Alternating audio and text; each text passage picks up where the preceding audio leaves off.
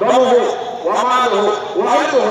এক মুসলমানের জন্য অন্য মুসলমানের তিনটি জিনিসকে আল্লাহ তাআলা হারাম করে দিয়েছেন। কোন মুসলমানের রক্ত এটা প্রবাহিত করা, কাউকে হত্যা করার জন্য হারাম। কোন মুসলমানের সম্পদ অন্যায়ভাবে আপনি ভোগ করবেন, দখল করবেন, মেরে দিবেন, এটা হারাম। ঠিক একইভাবে কোন মুসলমানের সম্মান নষ্ট করবেন, ইজ্জত নষ্ট করবেন, সম্মান নষ্ট করবেন, অপমান করবেন, এটাকে আল্লাহ তাআলা হারাম করেছেন।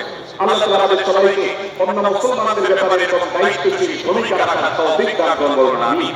ভাইরা আমার, সূরা হুজুরাতের 4 নম্বর আয়াতের শিক্ষাকে ধারণ করে আমরা কারোর প্রতি ব্যঙ্গাত্মক আচরণ করব না।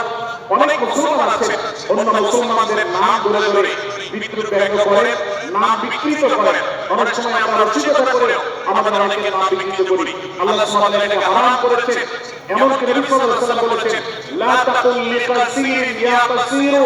কোন খাটো বা বেটে মানুষকে হে বেটে, হে খাটো এরকম বলে দেখো না। নবী সাল্লাল্লাহু আলাইহি ওয়াসাল্লাম বলেছেন, এভাবে ডাকলে তিনি অপমানিত হন। আল্লাহ তাকে এভাবে সৃষ্টি করেছেন। আমরা অনেক সময় দেখা যায় একে অন্যকে খোঁচা মারতে গিয়ে তার গায়ের রং কালো হলে, তিনি দেখতে আকারে ছোট হলে তাকে আমরা ব্যঙ্গ করি, বিদ্রুপ করি, তাকে আমরা তাচ্ছিল্য করি, তাকে আমরা অপমান করি, তাকে আমরা অপদস্থ করি। ভাইরা আমার, এটা আমাদের জন্য হারাম। আমি আবার বলছি, চুরি হারাম আমরা জানি, ডাকাতি হারাম আমরা জানি, আমরা অন্যান্য হারামের কথা জানি, কিন্তু এই যে এক মুসলমান অন্য মুসলমানের অধিকার নষ্ট করা হারাম, এটা আমরা জানি না। এক মুসলমানের নাম বিকৃত করা হারাম, এটা আমরা জানি না। এই ব্যাপারে আমরা দেখেছি যে আমরা যারা ইসলামের দাওয়াতের কথা বলি, কোরআন হাদিসের কথা বলি, তারাও দেখা যায়